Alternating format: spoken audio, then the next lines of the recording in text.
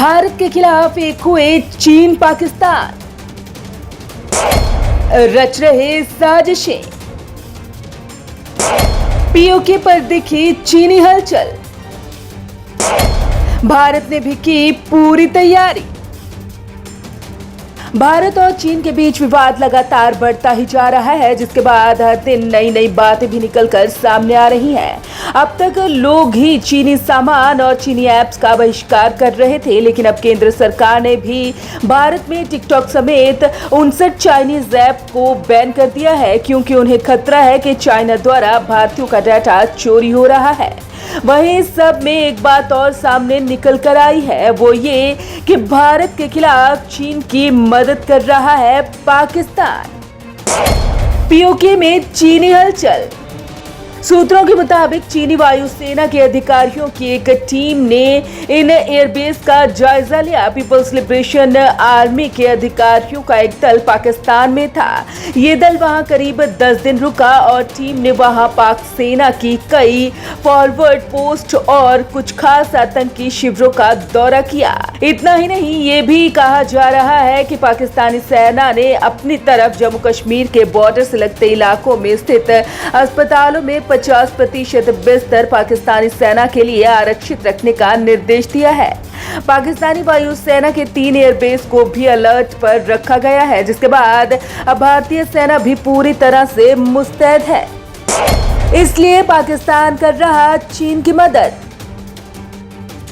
अब सवाल ये उठता है कि क्या पाकिस्तान सिर्फ भारत से खराब रिश्ते होने के कारण चीन की मदद कर रहा है? तो इसका जवाब है नहीं, क्योंकि चीन एक ऐसा देश है जो दूसरे देशों को कर्जा देकर उन्हें अपने इशारों पर नचाता है, और इन्हीं देशों में से एक है पाकिस्तान, जो चीन पर काफी ज्यादा निर्भर है। दरअसल चीन पाकिस्तान इकोनॉमिक कॉरिडोर चाइना का अहम प्रोजेक्ट है। ये पाकिस्तान के गवादर बंदरगाह से समुद्र के रास्ते चीन के जिनजियांग तक पहुंचने की एक बड़ी परियोजना है। 2442 किलोमीटर लंबे इस प्रोजेक्ट के जरिए चीन समुद्री रास्ते पाकिस्तान से दूरी कम करना चाहता है। इसके जरिए कच्चे तेल, नेचुरल गैस जैसी चीजों का ट्रांसपोर्ट करने की योजना है।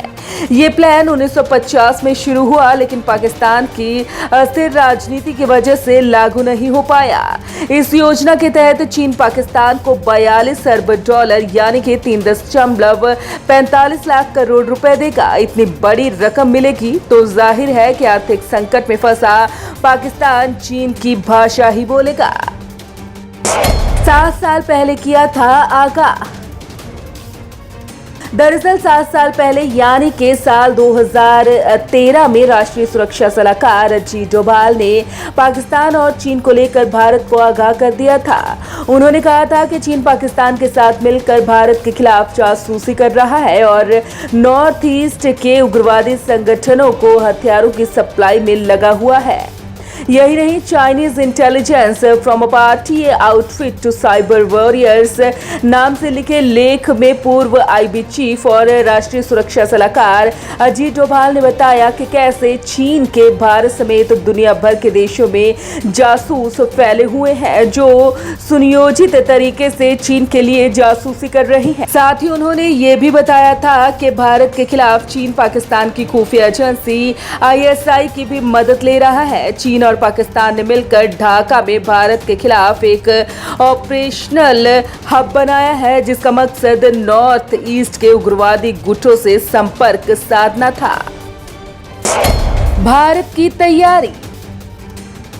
पीओके में चीन की हलचल दिखने के बाद अब भारत ने भी पूरी तैयारी कर ली है। लद्दाख बॉर्डर के अलावा कश्मीर में LOC और जम्मू में इंटरनेशनल बॉर्डर पर भी सुरक्षा को पहले से मजबूत किया है। कश्मीर में स्कूलों को खाली करवाए जाने और खाने पीने के सामान का भंडारण करने के लिए मौसम खराब होने पर हाईवे बंद होने को वजह बताया जा रहा है। दूसरी तरफ अमरनाथ यात्रा भी है, इसलिए तैनाती और सामान को स्टॉक किया जा रहा है। वहीं एक तरफ जहां चीन लगातार LAC पर घेराबंदी कर रहा है, वहीं दूसरी तरफ भारत भी चीन को हल्के में नहीं ले रहा और फॉरवर्ड पोस्ट पर सेना को मजबूत कर रखा है। LAC के उस पार चीन ने अपनी वायुसेना को तैनात कर रखा है। हाल के दिनों में चीन के सर्विलेंस एयरक्राफ्ट सीमा के बेहद करीब तक उड़ते देखे गए।